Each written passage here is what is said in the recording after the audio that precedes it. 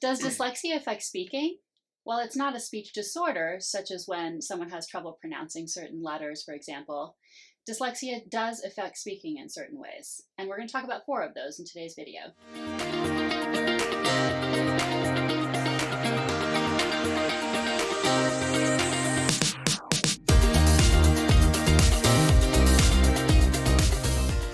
Stay tuned to the end of this video because we'll talk about some of our and our daughter's tips for how to deal with speaking and dyslexia. Okay, so the first way that dyslexia can affect speaking is kind of an obvious one, but I think it's worth talking about. It's when children or someone with dyslexia has to read something aloud. Again, this is fairly obvious. When we traditionally think of dyslexia as affecting reading and writing, and so obviously reading aloud is going to be affected as well. And so I think people with dyslexia tend to, when they're asked to read aloud, to stumble over words perhaps, to not be able to read fluently. Again, this is all fairly obvious. But also they tend to not take in the information that they're reading, as well as perhaps if they, well, definitely if they were being read to, but also if they were even reading silently to themselves, as well as feeling self-conscious, obviously, in a school setting about being put in that situation. Right, so that's a really good point because it will look like something like stumbling over words or less fluency, but some of the lack of fluency is also due to not being able to take in what they're reading as they're doing it. That's a really good nuance to the whole thing. Yeah, and sometimes it can be misinterpreted. Sort of a lack of volunteering to read aloud in front of the class or something like that could be interpreted as something else, shyness or introversion, when in fact it's a result of the dyslexia. And kind of a related way that dyslexia affects speaking, so this is number 2, is difficulty mispronouncing words. So one of those ways is unfamiliar words. That might be the most obvious case, and that can often be proper nouns or place names, things like that. But it might surprise you a little more if you're less familiar with dyslexia that it can often be things like small words that look similar. So let me give you some examples because we asked our daughter about this just so we could get some examples from her, and she was saying in versus on is definitely one. She also said saw versus was, which is kind of interesting. You see sort of a flipping around of the letters there. Be versus me, which I would never have thought of, but she definitely does that. If and it, that F and that T definitely look pretty similar. My and by, so that's that M and B again. And this may vary a little bit, of course, from person to person, but I think there's some similarities among people too. And then things like country and county, where it's pretty similar, but there's maybe one letter off is another good example. And I also know with bigger words, there's a tendency to sometimes to drop like the middle, like if it's a long word and it has a middle syllable, that might get dropped, especially if there's a similar word without that syllable in place. So these are all possibilities for getting mispronounced. And I think how it ties back to that first example is that, I think some of us might think, well, how could you not think of it as my versus by when you're reading? But if you're also not taking, it kind of goes back to that first point, if you're not taking in what you're saying because you have to focus on trying to sort of pronounce it, read it in that way as you're reading and you're not taking what you're saying as much, then it would be natural that you don't notice that it doesn't make sense also at the same time.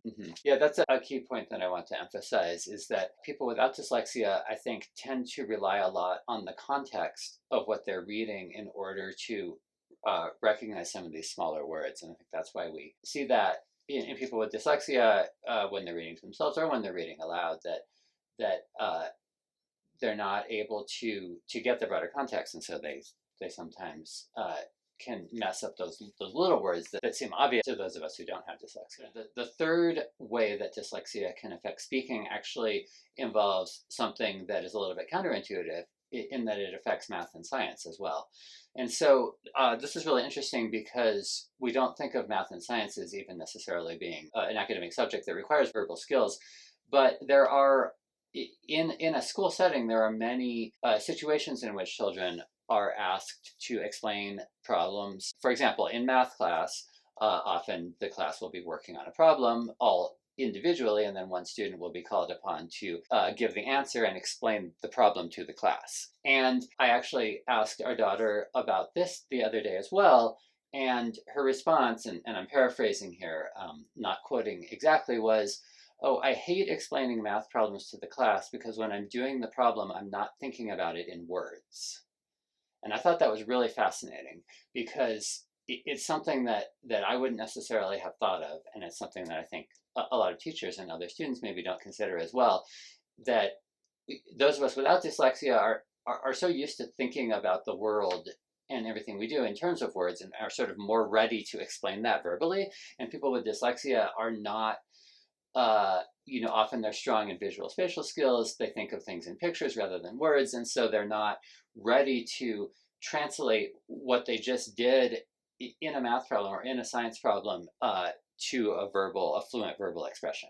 And I'm remembering too, as we're talking about this, that back when she was tested, the person who tested her, the neuropsychologist, did mention that dyslexic people shouldn't have to explain their process, which is interesting because you don't think of that way at all with math. But she said that they arrive at answers and they sort of don't know why. And I don't think it's really that there isn't a process, right? But it's that it's not as verbal, not as much in words, I think, often.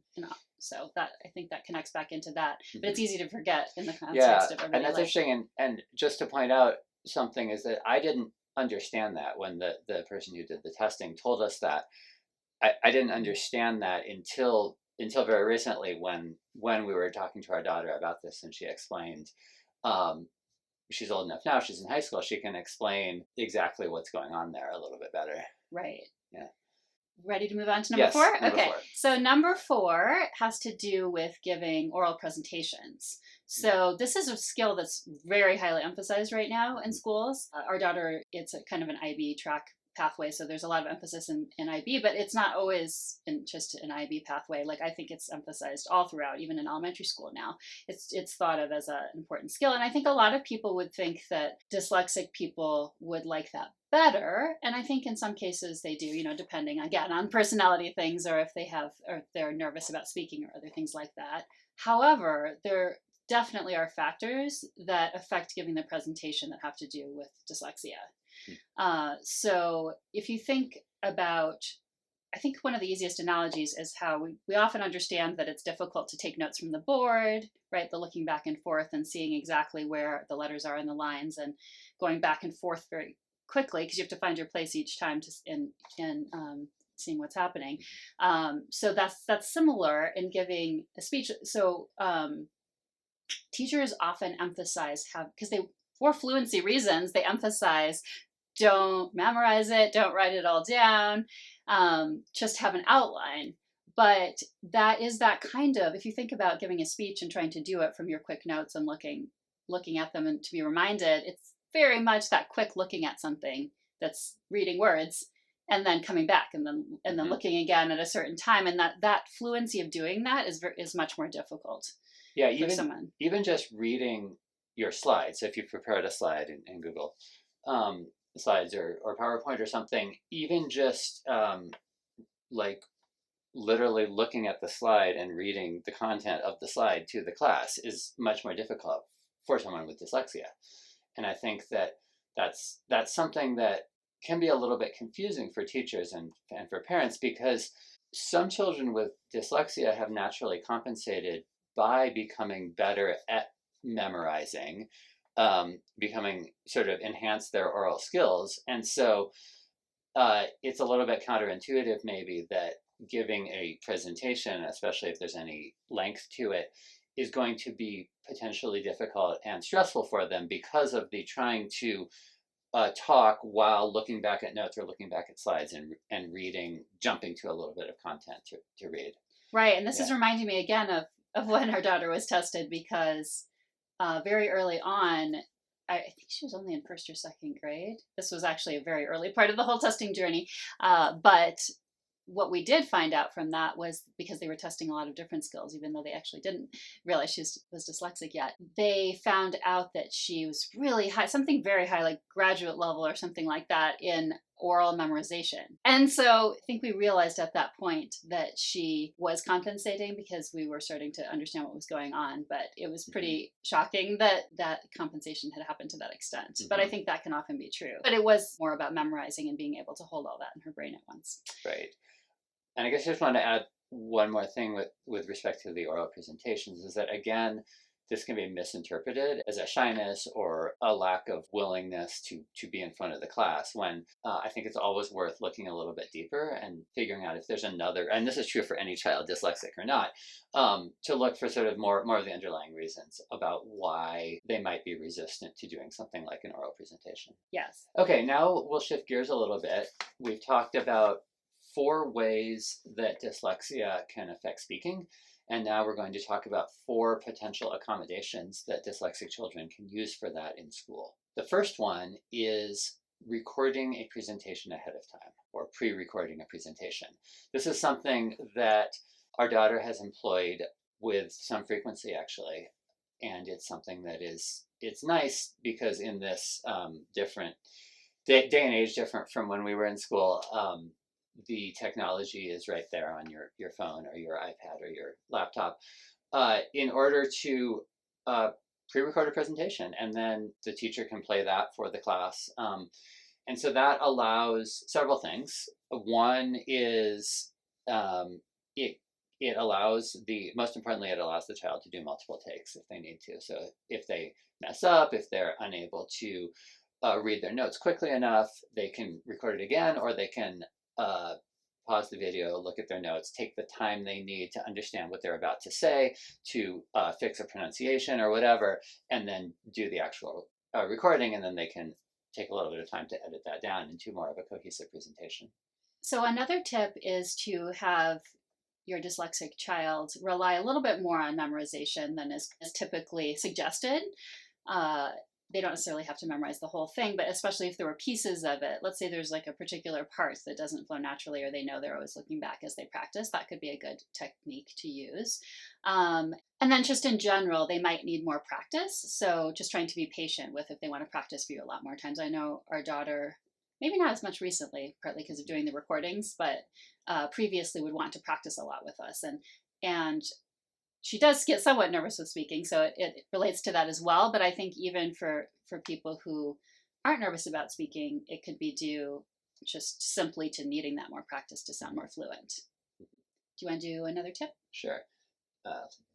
Okay, a third potential accommodation tip for managing the issues that can come up with speaking when you're dyslexic is, if it's a group project and if the teacher allows it, the person with dyslexia can do perhaps more of the prep work, more of the preparation, and let the other group members do more of the presenting. Now, some teachers won't like that because, as Sonia mentioned, presenting is considered, oral presentation is considered a very important skill currently in school, and it is super emphasized. So this won't always work, but some teachers, especially once they understand that a child has dyslexia and once they understand about the accommodations, will be accommodating, so to speak, around letting a dyslexic child do a smaller share of the presentation in exchange for doing more of the prep work. All right, our final tip has to do with participation in class. So it's also important often for students to participate in class, and sometimes is even part of someone's grade. And this is our daughter's own thing that she does. So we're going to add it as a tip here, which is that she will tend to speak early on, either early on in class or when she's confident about something. And the intention there is it's sort of a psychological thing, knowing that if she's already spoken in class, then the teacher is less likely to call on her arbitrarily later when she may be less confident about something. So that's what we wanted to talk about today, how dyslexia can relate to speaking fluency and skills. And so hopefully you found some of this helpful. Have you ever noticed your own cases where this is true for your child? Feel free to put those in the comments below. We'd also love to hear any tips that you or your child has for dealing with speaking and dyslexia. If you're on YouTube, we'd love it if you would like, share, and subscribe. We're trying to get this content out to as many people as possible. And if you're listening to this on the podcast, please leave us a rating and a review. Thank you.